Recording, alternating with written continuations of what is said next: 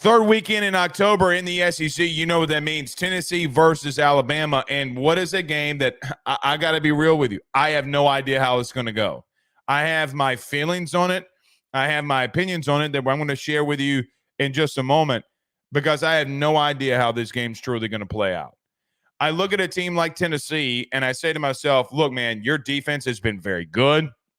Your running game, regardless of what you want to believe or not, offensively has been really good. Your secondary has played much better. Now, I don't think that you have faced a team that can stress you in the passing game like what you're going to see on Saturday.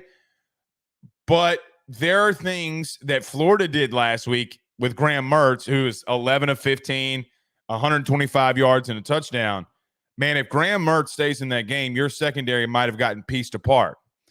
And Tennessee was the early season darling. I mean, they were scoring at will. Their defense was really good.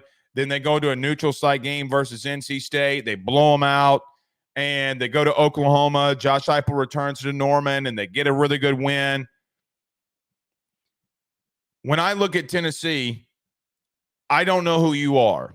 Actually, I do know who you are. You're not a good offensive football team. Not right now, you're not. Defensively, you're one of the top teams in the SEC. You're one of the top teams in the country. Offensively, you couldn't bust a grape to save your life in moments. You're making bad decisions in the passing game. Your O-line is not a cohesive unit. I know a lot of people in Tennessee have very much complained about Lance Hurd at left tackle. Guys, he's going into his fifth start. You're going to have to give talented guys like that time, unfortunately. Now, your running game with Dylan Sampson has been really good, and you've leaned on him to win football games, and good on you for doing it. You have not gone fast offensively, the tempo that everybody had predicated Tennessee of being. You haven't done it because you've been playing defense and running the football because, quite honestly, you don't trust Nico Iamaleava. But then I go to Alabama, and I look at them in the last 2 weeks, and I say to myself, yeah, Tennessee has all these flaws, and Tennessee has been bad in moments in the passing game. But then I look at Vanderbilt, and then I look at South Carolina. I look at Lenore Sellers, who is not a good thrower of the football, go 23 of 31 for 238, 2 touchdowns in the air.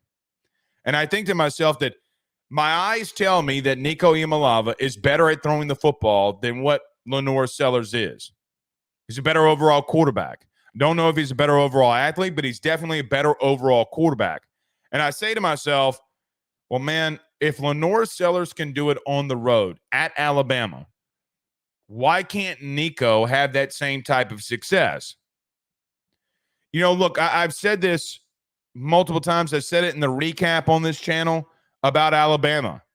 Guys, you're getting out coached and out schemed. I don't know how. I think obviously some of it's execution, right? Like some of the things that you're doing defensively is execution-wise.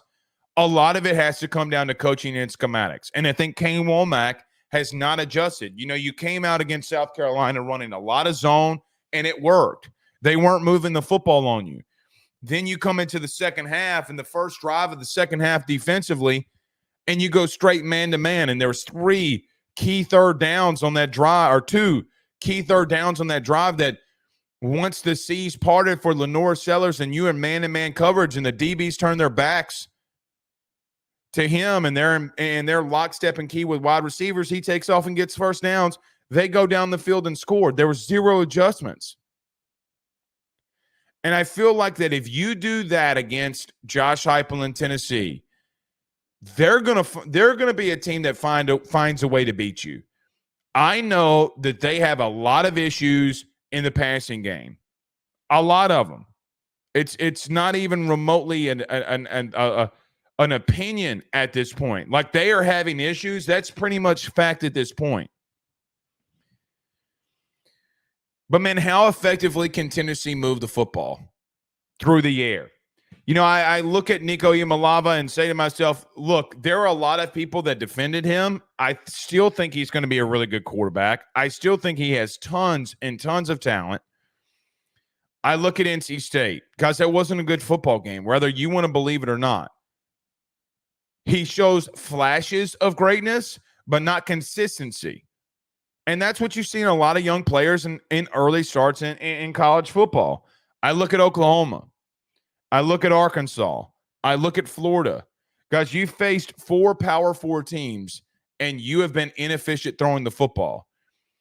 I don't know if Heupel needs to just start going a little bit faster and play some hurry up like he has been. Maybe Nico thrives off of that. I don't know. But, man, they got to change something up.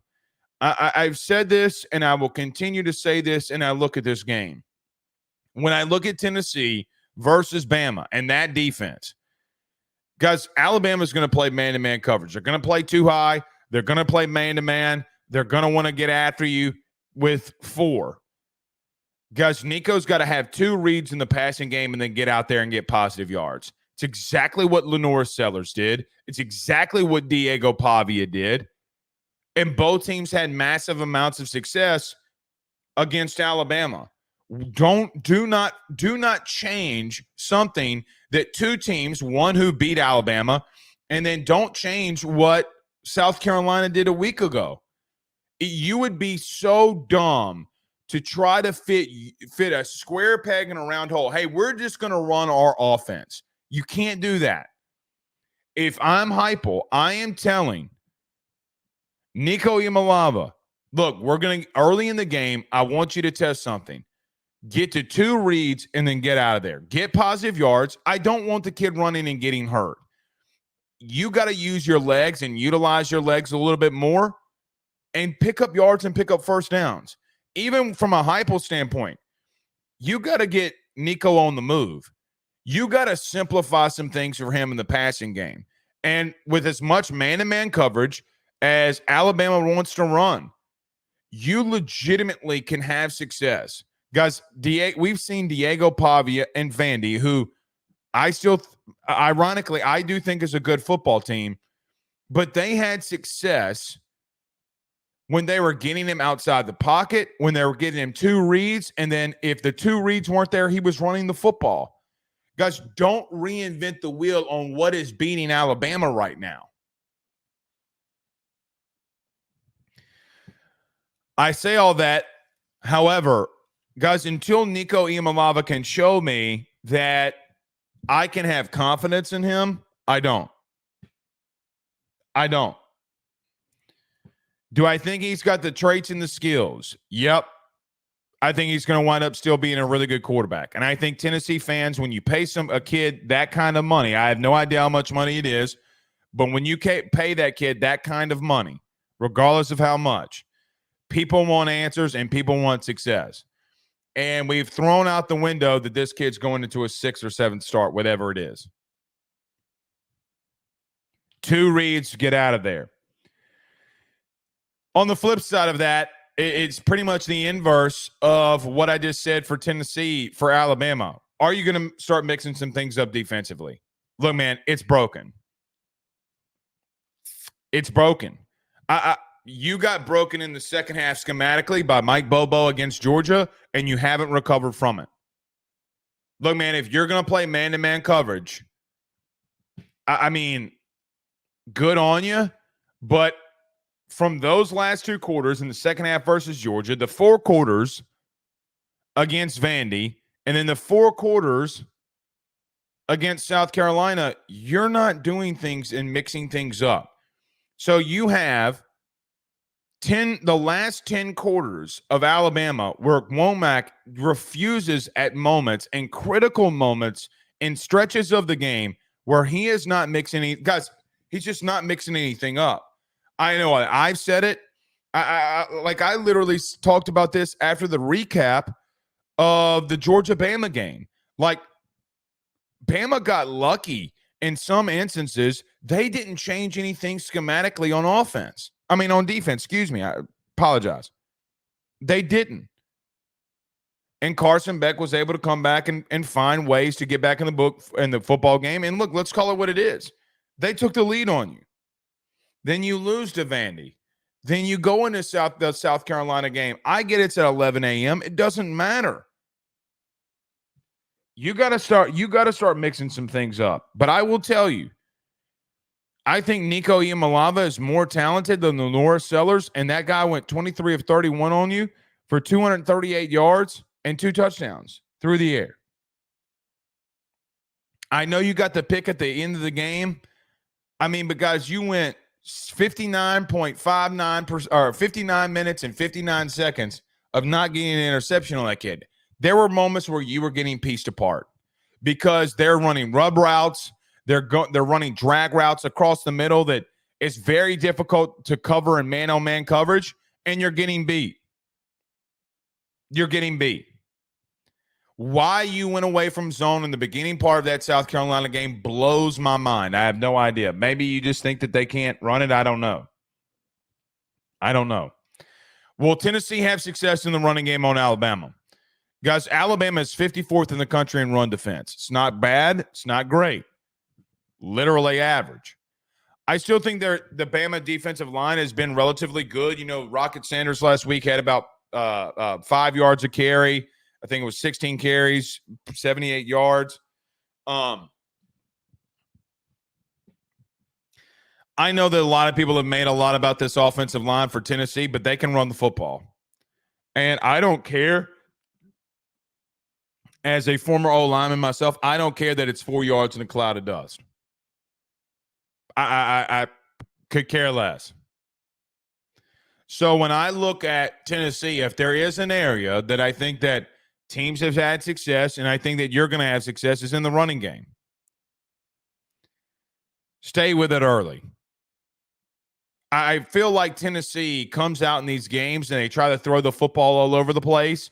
And when they're not having success late in games or having to hand the ball off to Dylan Sampson, don't do that. You know, last week I told you going into the game versus Florida that if you're not ready, that you're going to get popped in the mouth. And relatively you did. Look, man, all I'm going to say here is this. I still think that Tennessee has a chance here. I would lean Alabama because there's one big thing that I have not discussed. It's Alabama's offense versus this Tennessee defense. I still think that Tennessee secondary can be had. I think that front seven, although very good, I just trust Jalen Milroe a little bit more than Nico Iamaleava. So if I had to pick a team, I would go Bama here. I just don't think Tennessee is ready.